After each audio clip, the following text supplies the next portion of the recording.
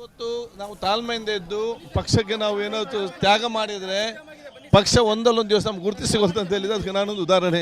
ಅದಕ್ಕೆ ನಾನು ಅವಕಾಶ ಮಾಡಿ ಕೊಟ್ಟಿದ್ದಾರೆ, ಚೆನ್ನಾಗಿ ಕೆಲಸ, ನನ್ನ ಜವಾಬ್ದಾರಿ ಕೆಲಸ ನಾನು ಮಾಡ್ತೇನೆ. ಈಗ ಒಂದು ಜವಾಬ್ದಾರಿ ನಿಭಾಯಿಸಿದಿರಿ, ಮತ್ತೊಂದು ದೊಡ್ಡ ಜವಾಬ್ದಾರಿ ನಿಮಗೆ ಖಂಡಿತ ಯಾವುದೇ ಜವಾಬ್ದಾರಿ ಕೊಟ್ಟರು ಕೂಡ ನಾನು ಅದನ್ನು ನಿಭಾಯಿಸ್ತೇನೆ. ಯಾವ ಖಾತೆಯನ್ನ ನಿರೀಕ್ಷೆಯಲ್ಲಿದ್ದೀರಿ ಸರ್?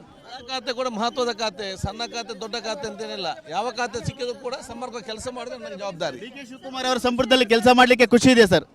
ನೋಡಿ, ಇದು ಅವರ ಇದು ಹಿಂದಿನ ನಮ್ಮ ಸಿದ್ದರಾಮಯ್ಯ ನೇತೃತ್ವ ಕಾಂಗ್ರೆಸ್ ಸರ್ಕಾರದ ಆ ಎಲ್ಲ ಕೆಲಸಗಳನ್ನು ವರ್ಗಾವಣೆ ಮಾಡಿ ಈಗ ಡಿ ಕೆ ಶಿವಕುಮಾರ್ ನೇತೃತ್ವದ ಕೆಲಸ ಮುಂದುವರಿಸಿಕೊಂಡು ಹೋಗೋದು, ಹೊಸ ಕೆಲಸ ಮಾಡೋದು. ನಾವು ಹಿಂದಿನ ಮುಖ್ಯಮಂತ್ರಿಗಳು ಈಗಿನ ಮುಖ್ಯಮಂತ್ರಿಗಳು ಎಲ್ಲ ಒಂದು ಟೀಮ್ ಆಗಿ ನಾವು ಕೆಲಸ ಮಾಡ್ತೇವೆ. ತೃಪ್ತಿ ತಂದಿದೆಯಾ ಸ್ಪೀಕರ್ ಕೆಲಸ? Thank you. ಇದಿಷ್ಟು ಯುಟಿ ಖಾದರ್ ಅವರ ಮಾತು. ಕ್ಯಾಮರಾಮನ್ ಸೈಯದ್ ಜೊತೆ ಸುನಿಲ್, TV9 ಬೆಂಗಳೂರು.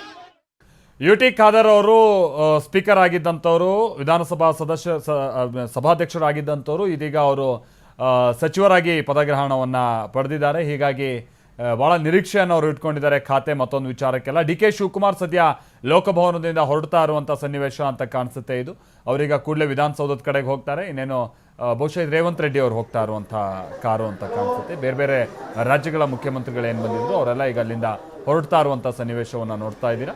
ಭಾಳ VVIP ಮೂಮೆಂಟ್ಸ್ ಇದೆ ಆ ಭಾಗದಲ್ಲಿ. ಸ್ವಲ್ಪ ಓಡಾಡೋರು ಅವಶ್ಯಕತೆ ಇದ್ದರೆ ಮಾತ್ರ ಹೋಗಿ, ಇಲ್ಲ ಅಂತಂದರೆ ಅನವಶ್ಯಕವಾಗಿ ಹೋಗ್ಬೇಡಿ. ಟ್ರಾಫಿಕ್ಕು ಮತ್ತೊಂದು ಸಿಕ್ಕಾಕೊಂಡು ಸಮಸ್ಯೆ ಅನುಭವಿಸ್ತೀರಾ.